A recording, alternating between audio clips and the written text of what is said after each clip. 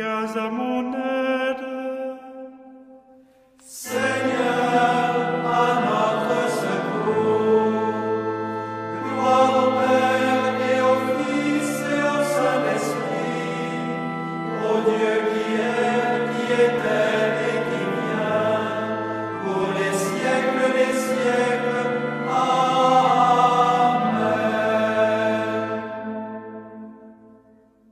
Reine du ciel, réjouis-toi, Alléluia, car celui que tu as porté, Alléluia, est ressuscité comme il avait annoncé. Dis Dieu pour nous, Alléluia, Alléluia, Alléluia. Prions. Dieu, qui par la résurrection de votre Fils, notre Seigneur Jésus-Christ, avez bien voulu réjouir le monde, faites-nous parvenir, par la prière de la Vierge Marie, sa mère, aux joies de la vie éternelle. Par le Christ, notre Seigneur. Amen. Alléluia, car celui que tu as porté, Alléluia, est ressuscité comme il avait annoncé. Dis Dieu pour nous, Alléluia, Alléluia, Alléluia, Alléluia, Alléluia, Alléluia, Alléluia.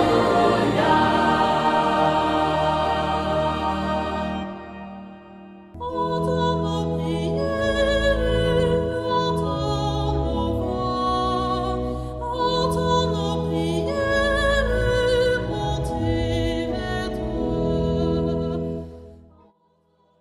Seigneur, dans le silence de ce jour naissant, je viens te demander la paix, la sagesse, la force.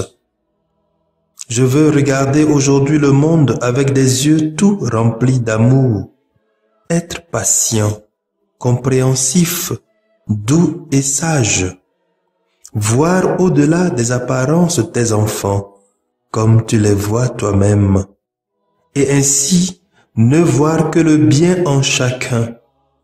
Ferme mes oreilles à toute calomnie, garde ma langue de toute malveillance, que seules les pensées qui bénissent demeurent en mon esprit. Que je sois si bienveillant et si joyeux, que tous ceux qui m'approchent sentent ta présence. Revêts-moi de ta beauté, Seigneur, pour qu'au long de ce jour je te révèle. Amen.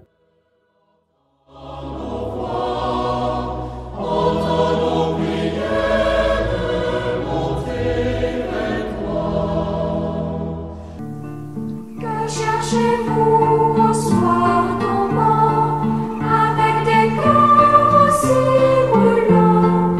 Où courez-vous en abaissant vos têtes?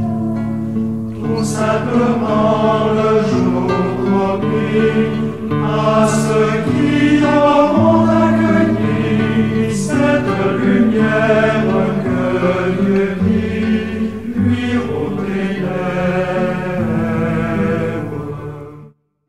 Écoutons les textes de ce mardi, octave de Pâques, lus par la sœur Patience Konouté, sœur de Notre-Dame des Apôtres, et le diacre Mathias Etier de la Société des Missions Africaines, commenté par le Père Noël Batona de la Société des Missions Africaines. Où irions-nous si ce n'est là, quand notre lumière décroît? Nous savons bien qu'il Lecture du livre des Actes des Apôtres, au chapitre 2, versets 36 à 41. Le jour de la Pentecôte, Pierre disait à la foule: « Que toute la maison d'Israël le sache donc avec certitude. Dieu l'a fait Seigneur et Christ, ce Jésus que vous aviez crucifié. » Les auditeurs furent touchés au cœur. Ils dirent à Pierre et aux autres apôtres: « Frères, que devons-nous faire ?» Pierre leur répondit, « Convertissez-vous et que chacun de vous soit baptisé au nom de Jésus-Christ pour le pardon de ses péchés. Vous recevrez alors le don du Saint-Esprit. Car la promesse est pour vous, pour vos enfants et pour tous ceux qui sont loin, aussi nombreux que le Seigneur notre Dieu les appellera. » Par bien d'autres paroles encore, Pierre les adurait et les exhortait en disant, « Détournez-vous de cette génération tortueuse et vous serez sauvés. » Alors, ceux qui avaient accueilli la parole de Pierre furent baptisés. Ce jour-là, environ 3000 personnes se joignirent à eux. Parole du Seigneur. Nous rendons grâce à Dieu. Que cherchez-vous au soir tombant, avec des cœurs aussi brûlants? Où courez-vous en abaissant vos têtes? Psaume 32. Toute la terre, Seigneur, est remplie de ton amour. Oui, elle est droite la parole du Seigneur. Elle est fidèle en tout ce qu'il fait. Il aime le bon droit et la justice. La terre est remplie de son amour. Toute la terre, Seigneur, est remplie de ton amour. Dieu veille sur ceux qui le craignent, qui mettent leur espoir en son amour, pour les délivrer de la mort, les garder en vie au jour de famine. Toute la terre, Seigneur, est remplie de ton amour. Nous attendons notre vie du Seigneur. Il est pour nous un appui, un bouclier. Que ton amour, Seigneur, soit sur nous, comme notre espoir est en toi. Toute la terre, Seigneur, est remplie de ton amour.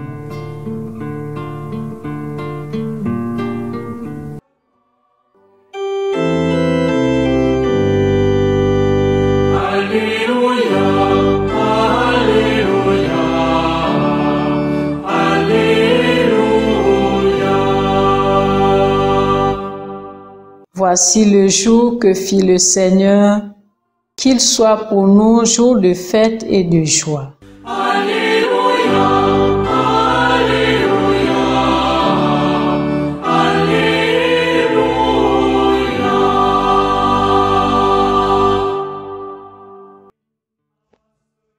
Le Seigneur soit avec vous. Évangile de Jésus-Christ selon saint Jean. Jean chapitre 20, versets 11 à 18. En ce temps-là, Marie-Madeleine se tenait près du tombeau, au dehors tout en pleurs. Et en pleurant, elle se pencha vers le tombeau. Elle aperçoit 2 anges vêtus de blanc, assis l'un à la tête et l'autre aux pieds, à l'endroit où on avait déposé le corps de Jésus.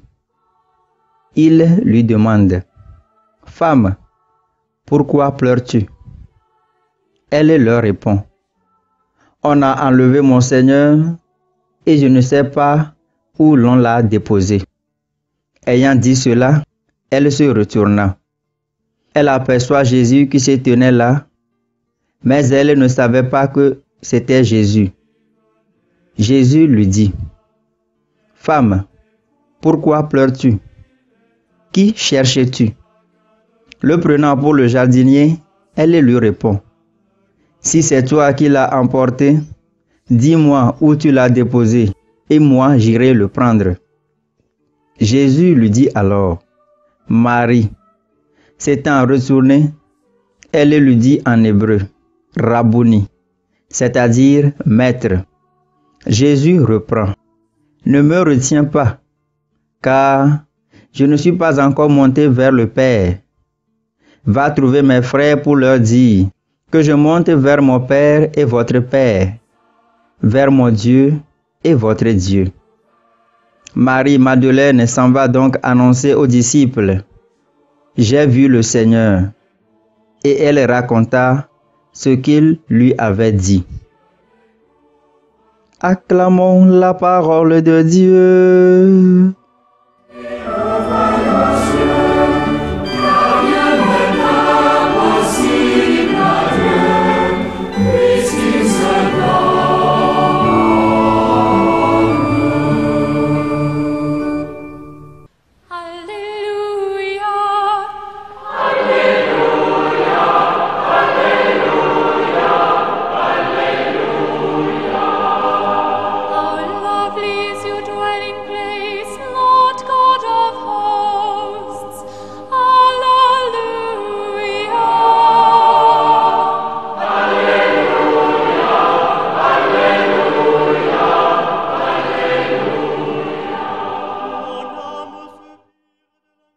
Chers frères et sœurs, loué soit Jésus-Christ à jamais.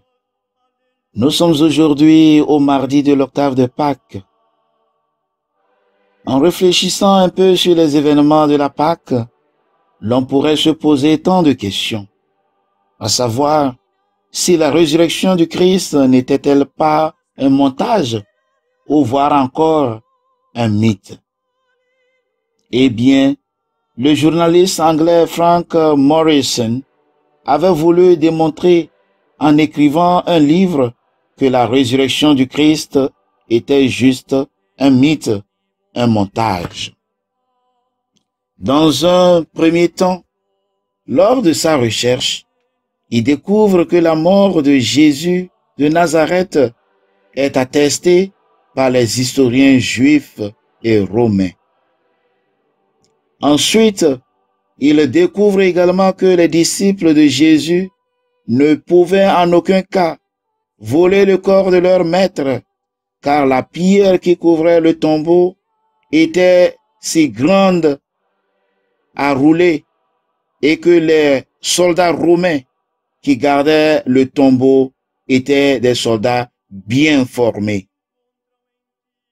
En un troisième temps, si c'était un complot, tôt ou tard, il allait être révélé. Si c'était un complot, les disciples du Christ ne pouvaient jamais garder ce secret depuis plus de 2000 ans que ceci est arrivé. Et enfin, ce qui rassure Frank Morrison dans le changement de ces hypothèses initiales, c'est la transformation ou le changement de la vie des apôtres et des disciples de Jésus. Eux qui, au départ, avaient peur de sortir de leur cachot, sortent cette fois-ci de leur peur pour proclamer la victoire du ressuscité. Franck alors conclut que si les disciples de Jésus n'avaient pas vraiment rencontré le Christ ressuscité, cette transformation radicale de leur vie n'allait pas avoir lieu. Il serait vraiment impossible aux disciples de persister dans leur conviction que Jésus est vraiment ressuscité s'ils n'avaient pas vu le Christ ressuscité. La résurrection du Christ, voire la résurrection de Jésus, convainc les disciples que Jésus était le Messie qui devrait mourir pour nos péchés, la seule voie qui nous conduit au Père. Les disciples savent désormais que seul Jésus-Christ a le pouvoir sur la mort. Cette découverte du Christ ressuscité qui va conduire Pierre à prendre la parole sans peur, sans doute, pour témoigner du ressuscité. Nous sommes alors invités, chers frères et sœurs, à sortir de nos peurs et de nos frayeurs pour témoigner du ressuscité. Puisse Dieu lui-même nous venir en aide pour accomplir cette tâche. Amen.